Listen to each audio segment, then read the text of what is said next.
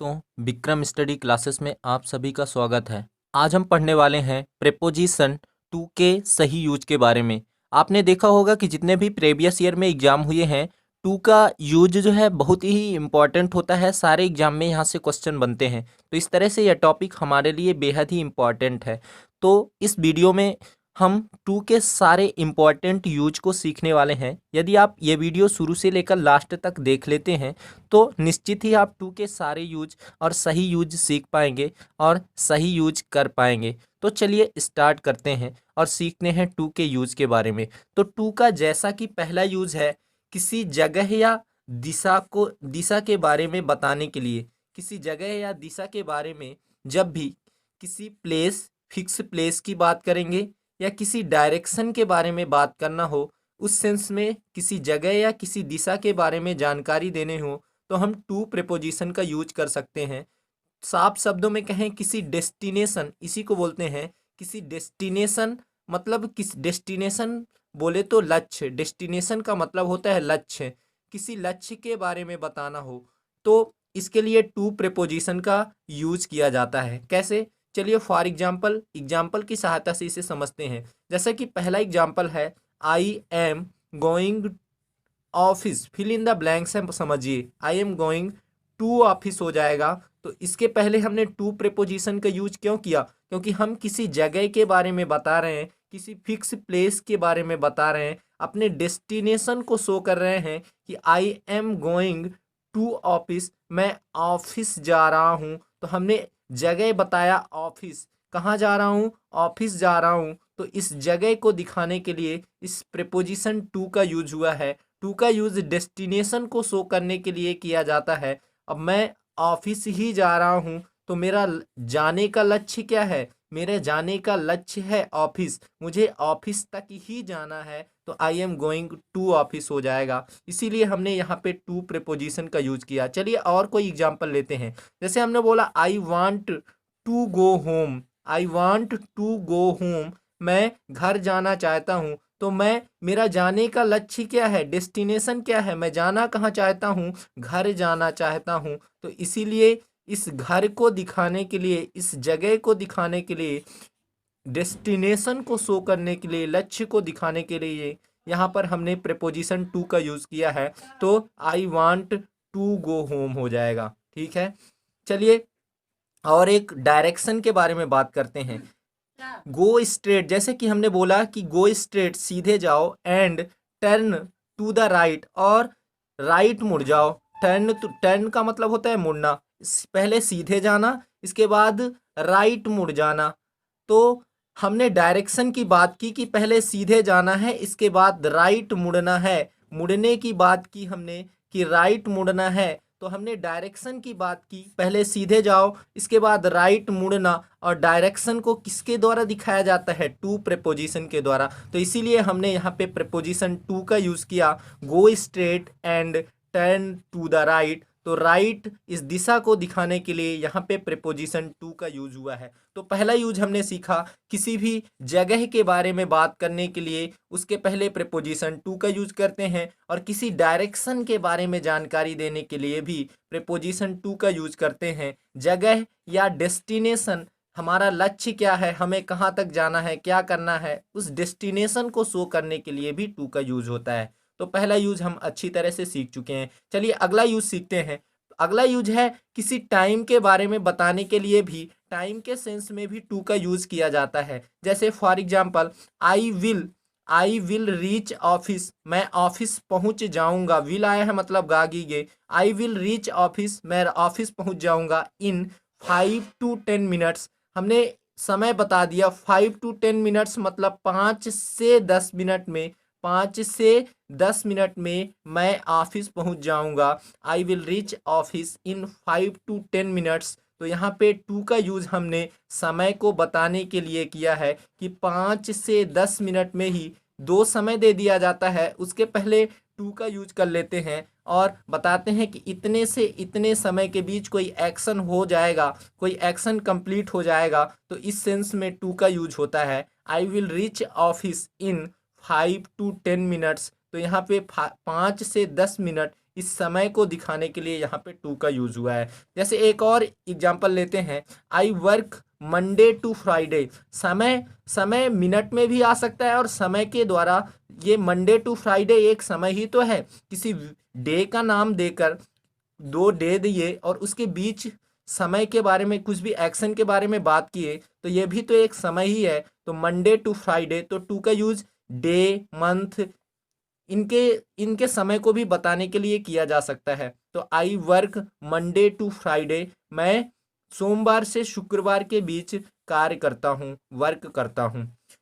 अब टू का अगला यूज है किसी दूरी के बारे में बताने के लिए। दूरी बताने में मतलब किसी डिस्टेंस को बताने करने शो करने के लिए भी टू का यूज किया जा सकता है। जैसे पहला यूज है, it's about to 3.5 kilometre from my house to school. हमने बताया कि जो ये मेरा घर है, मान लीजिए ये मेरा घर है और ये मेरा स्कूल है, तो मेरे घर से स्कूल का जो डिस्टेंस है वो 3.5 किलोमीटर है, मतलब 3.5 किलोमीटर है मेरे घर से स्कूल का डिस्टेंस। तो हमने बताया कि it's about 3.5 kilometre from my house to school. मेरे घर से स्कूल की दूरी, मेरे घर से it's about 3.5 kilometre from my school to my house to school. तो मेरे घर से, मेरे हाउस से स्कूल का जो डिस्टेंस है उस टू के द्वारा दिखाया गया है। कितना डिस्टेंस है? 3.5 किलोमीटर है।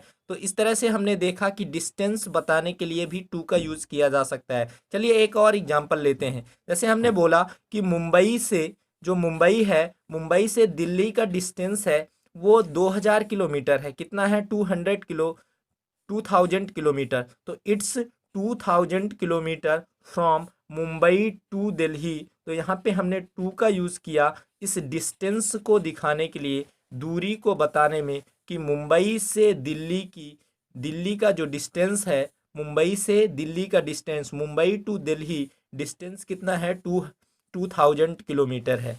तो इस तरह से हम टू का सही यूज, तीन सही यूज सीख चुके हैं। चलिए टू का और कोई अच्छा सा यूज सीखते हैं। टू का यूज कंपेयर करने में भी लिया जा सकता है। किसी से कंपेयर करना हो, किसी चीज से कंपेयर करना हो, तुलना करना हो, इस सेंस में भी टू का यूज किया जा सकता है। जैसे कि एग्जाम्पल के द्वारा समझते हैं, I prefer working to sleeping. मुझे मुझे जो है काम करना ज़्यादा पसंद है सोने की अपेक्षा। देखिए सोने से हमने सोने की, स्लीप की और वर्क करने का कंपेयर किया। तो मुझे क्या पसंद है, मैं क्या प्रेफर करता हूँ? आई प्रेफर वर्किंग, मैं हमेशा काम करना पसंद करता हूँ, टू स्लीपिंग, सोने की अपेक्षा। तो यहाँ पे कंपेयर, स्लीप का कंपेयर किया गया है वर्क से, तो कंपेयर करने में यहाँ पे, कंपेयर करने के लिए यहाँ पे टू प्रीपोजिशन का यूज हुआ है। I prefer working to sleeping, मुझे सोने की अपेक्षा काम करना ज़्यादा पसंद है।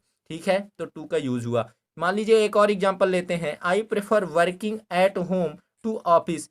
अब देखिए होम वर्क के बारे में कंपेयर किया गया है, होम के वर्क के बारे में और ऑफिस के वर्क के बारे में। तो आई प्रेफर, मुझे क्या, क्या प्रेफर करता हूँ? वर्किंग एट होम, मुझे घर पर काम करना पसंद है ऑफिस की अपेक्षा। तो ऑफिस की अपेक्षा मुझे घर पर ज़्यादा काम करना पसंद है। तो I prefer working at home to office, office की अपेक्षा मैं घर पर काम करना पसंद करता हूँ। ठीक है, किसी लेवल को बताने के लिए, किसी भी चीज़ की लिमिट को बताने के लिए, सीमा को बताने के लिए या उसके अंत को बताने के लिए भी टू का यूज किया जा सकता है। कैसे? फॉर एग्जाम्पल समझते हैं, ही क्लिम्ड अप टू द रूफ। अब देखिए वह कोई भी ही प्रीपोजिशन, हम ही प्रोनाउन हमने यूज किया, कोई भी व्यक्ति है वो क्लिम्ब कर रहा है, चढ़ते चढ़ते कहाँ तक चढ़ गया? रूफ तक चढ़ गया। मतलब कोई ये घर है और इस घर का लास्ट एरिया क्या होता है? रूफ ही तो होता है। घर में सबसे ऊपर लास्ट में सीमा, उसका अंत क्या होता है? लास्ट क्या होता है? उसका रूफ ही तो होता है। तो यहाँ पे लास्ट को दिखाने के लिए चढ़ते चढ़ते कोई व्यक्ति रूफ तक चढ़ गया, मतलब रूफ घर के अंत तक चढ़ गया। तो यहाँ पे अंत या सीमा को दिखाने के लिए टू का यूज किया गया है। जैसे the gold prices rose up to 50,000 rupees. अब देखिए लिमिट के बारे में यहाँ पे बात कर रहे हैं कि जो सोने का प्राइस है, मूल्य है, वो रोज अप टू, मतलब बढ़ गया, रेज करना मतलब बढ़ना, कहाँ तक, 50,000 रुपए तक बढ़ गया। मतलब उसकी लिमिट को दिखाई गई कि सोने का जो प्राइस है वो कहाँ तक बढ़ गया, 50,000 रुपए तक बढ़ गया। और इस किसके द्वारा बताया गया, इस प्रेपोजिशन टू के द्वारा बताया गया। तो the gold prices rose up to 50,000 rupees. तो यहाँ पे टू का यूज हुआ है लिमिट को बताने के लिए कि सोने की लिमिट कितने तक बढ़ गई।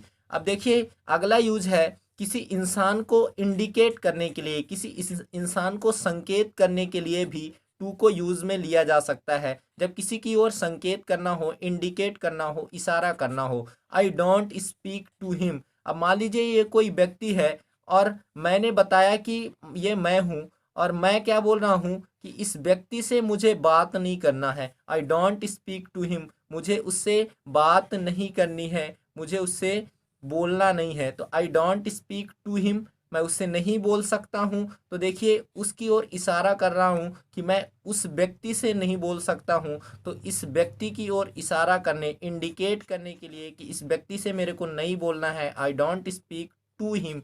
तो किससे नहीं बोलना, टू यहाँ पे बता रहा है कि उस व्यक्ति से नहीं बोलना। तो I don't speak to him, to का इसीलिए हमने यहाँ पे यूज किया। चलिए एक और एग्जांपल लेते हैं। Please hand over this.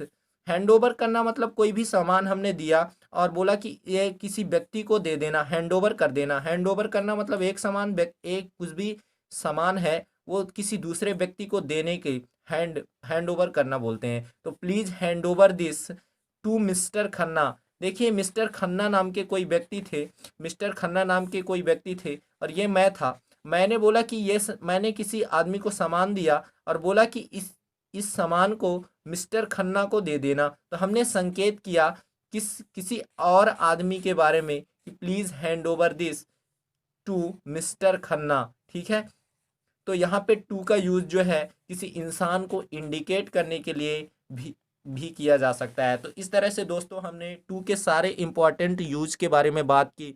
आशा है कि आपको मेरा कंटेंट पसंद आया होगा। यदि आपको मेरा कंटेंट पसंद आ रहा है तो प्लीज़ मेरे चैनल को लाइक और सब्सक्राइब जरूर करें। तो मिलते हैं अपने नेक्स्ट वीडियो में, तब तक के लिए जय हिंद, वंदे मातरम।